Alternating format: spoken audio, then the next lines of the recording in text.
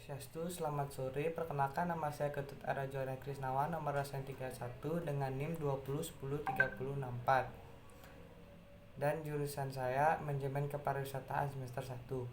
Di sini saya akan memberikan pengalaman saya atau apa yang sudah saya pelajari selama 1 semester ini tentang mata kuliah pengantar perhotelan.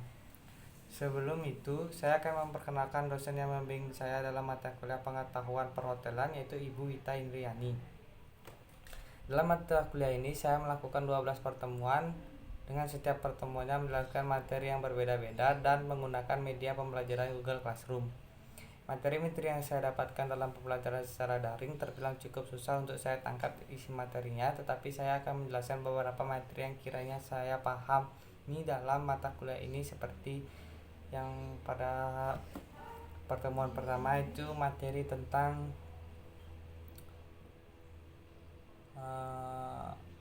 materi tentang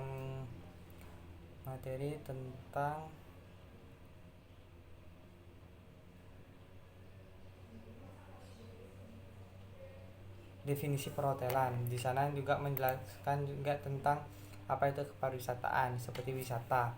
Wisata adalah kegiatan atau pergerakan seseorang atau sekelompok orang menuju ke, kembali dari, dan selama di daerah tujuan yang bersifat sementara dan tanpa paksaan di luar tempat tinggal dan kurang dari 12 bulan berturut-turut dengan tujuan tidak mencari nafkah. Pariwisata mencakupi kegiatan pengusaha dan usaha-usaha untuk memenuhi kebutuhan wisatawan selama melakukan perjalanan waktu menuju ke atau kembali dari dan selama di daerah tujuan. Kepariwisataan adalah keseluruhan kegiatan yang terkait dengan kepariwisataan dan sifatnya multidimensi serta multidisiplin yang muncul sebagai wujud kebutuhan setiap orang dan negara serta interaksi antar wisatawan dan masyarakat setempat sesama wisatawan, pemerintah daerah, dan pengusaha. Dalam materi ini juga menjelaskan tentang visitor, turis, dan excursion atau pelancong. Di sini menjelaskan tentang visitor, yaitu pengunjung, seseorang yang melakukan perjalanan ke suatu negara yang bukan tempat negara yang mereka tinggal karena suatu alasan yang bukan pekerjaan sehari-hari. Turis atau wisatawan adalah pengunjung yang tinggal sementara di suatu tempat paling sedikit 24 jam di negara yang dikunjungi, dengan motivasi perjalanan yang berhubungan dengan berlibur, berdagang, kunjungan keluarga, misi, dan pertemuan-pertemuan. Excursion atau pelancong adalah pengunjung sementara di suatu negara tanpa menginap. Dalam materi ini juga membahas tentang bisnis pariwisata seperti F&B service, yaitu restoran, rumah makan, jasa boga, warung, dan lain-lain. Di sini juga membahas tentang pariwisata. Tujuan pariwisata yaitu antara lain meningkatkan pertumbuhan ekonomi, meningkatkan kesejahteraan rakyat, menghapus kemiskinan, mengatasi pengangguran, melestarikan alam lingkungan dan sumber daya, memajukan kebudayaan, mengangkat citra bangsa, memupuk rasa cinta tanah air, memperkukuh jati diri dan kesatuan bangsa, dan mempererat persahabatan antar bangsa. Di sini juga menjelaskan tentang apa itu hotel. Hotel adalah jenis akomodasi yang dipergunakan seluruh atau sebagian bangunan untuk menyediakan jasa menginap, makan, dan minum, serta jasa lain bagi umum yang dikelola secara komersial. Kegiatan usaha hotel meliputi penyediaan kamar, tempat menginap, penyediaan tempat dan pelayanan makanan dan minuman, pelayanan pencucian pakaian atau binatu, penyediaan fasilitas akomodasi, dan pelayanan lain yang diperlukan bagi penyelenggara kegiatan tersebut.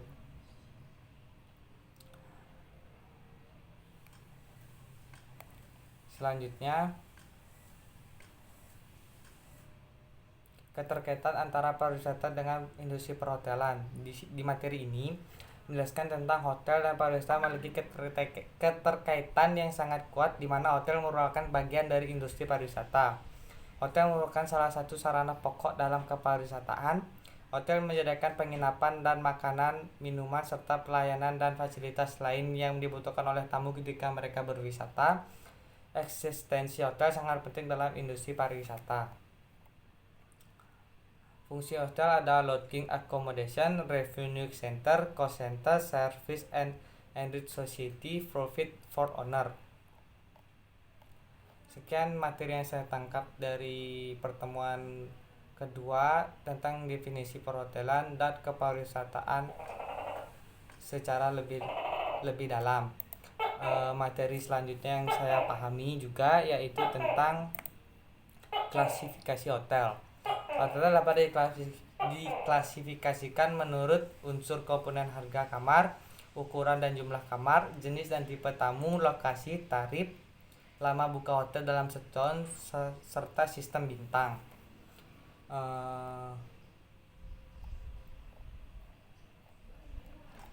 Berdasarkan komponen harga kamar dapat dibedakan antara full America Plan, modified America Plan, European Plan, Continental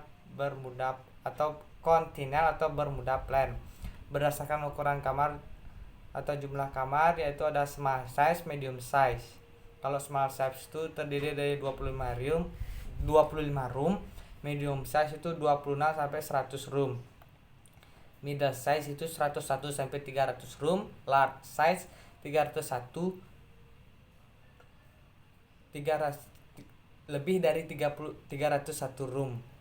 Kalau dibedakan dari jenis tipe tamu yaitu family hotel, business hotel, tourist hotel, transit hotel, dan cure hotel. Berdasarkan tarif dan harga ada economy hotel, deluxe hotel, first class hotel. Kalau berdasarkan lama bukanya dalam setahun, year round hotel dan season hotel.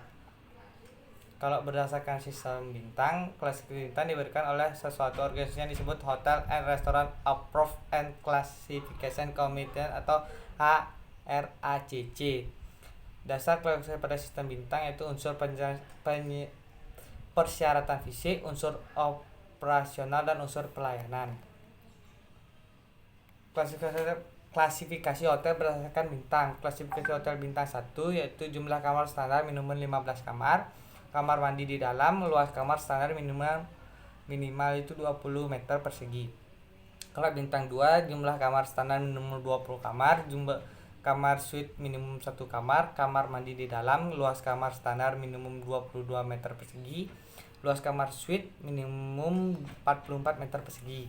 Kalau bintang 3 itu jumlah kamar standar minimum 30 kamar, kamar suite minimum 2 kamar, kamar mandi di dalam, luas kamar standar minimum 24 meter persegi, luas kamar suite minimum 48 meter persegi. Kalau berbintang 4 hotel itu jumlah kamar standar minimum 50 kamar, kamar suite minimum 3 kamar, kamar mandi di dalam, luas kamar standar minimum 24 meter persegi, luas kamar suite minimum 48 meter persegi.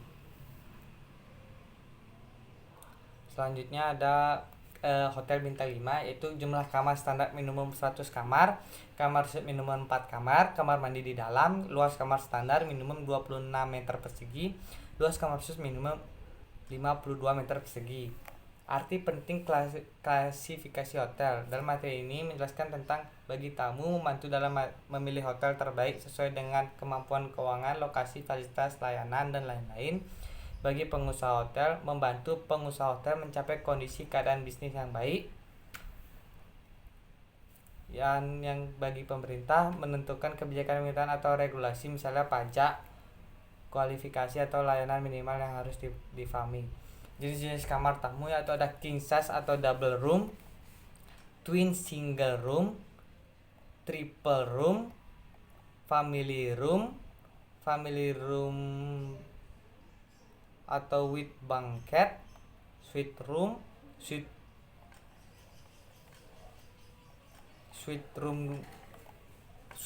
2 yaitu kamar yang berisikan bersama living roomnya. Selanjutnya materi yang saya dapatkan juga yaitu tentang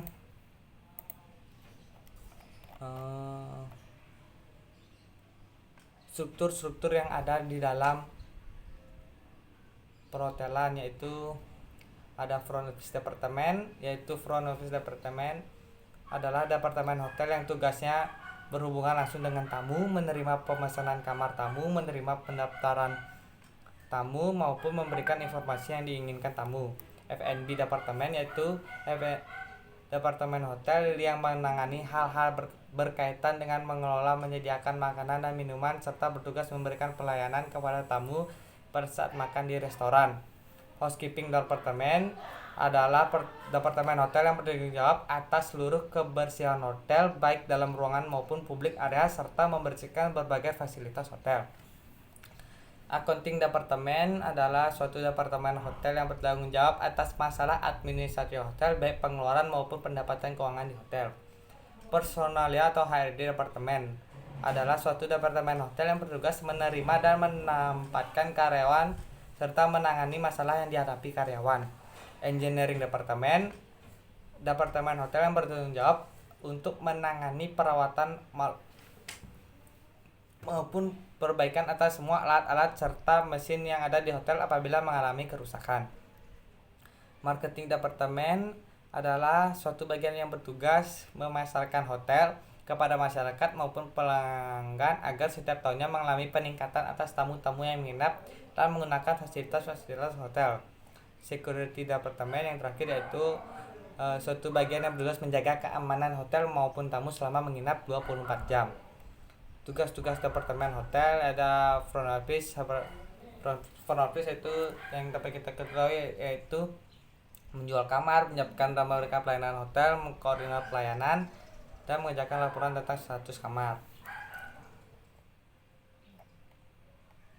Di sini di materi ini juga dapat saya pelajari tentang seksi departemen seperti front office, food and beverage departemen, seksi yang ada di bawahnya. Materi yang selanjutnya yang saya pahami juga dalam satu semester ini yaitu tentang front office departemen. Dalam materi ini saya dapat mengetahui guest cycle yaitu reservation, arrival registration, guest incur charge, roaming the guest or post guest charger, verification next audit, dan more guest changer check out.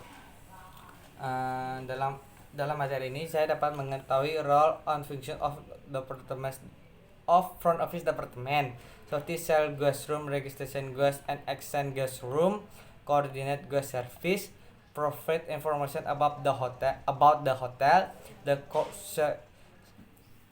the surrounding community and any attraction or event of interest of guests, mention accurate room status information, mention guest account and monitoring credit, product guest house statement, and complete proper finance statement.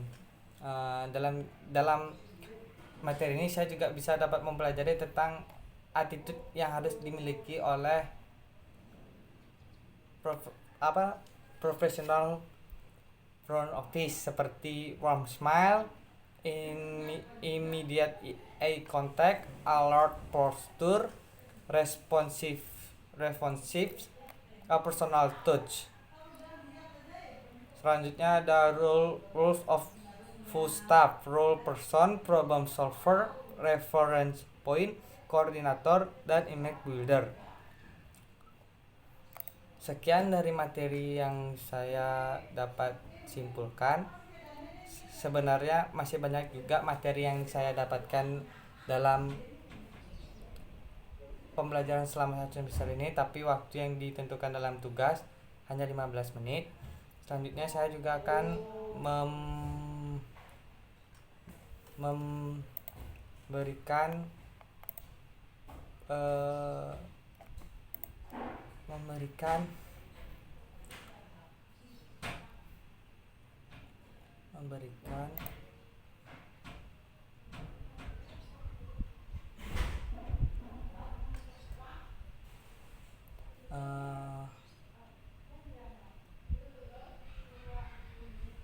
contoh saya akan melakukan pembelajaran yang lebih baik, seperti saya akan menyetor tugas tepat waktu, dan juga saya akan lebih giat dalam melakukan pembelajaran secara daring walaupun saya agak sedikit kesusahan. Sekian dari materi yang saya dapat dalam pembelajaran selama 1 semester. Jika ada kesalahan kata, saya mohon maaf. Om Santi Santi Santi Om.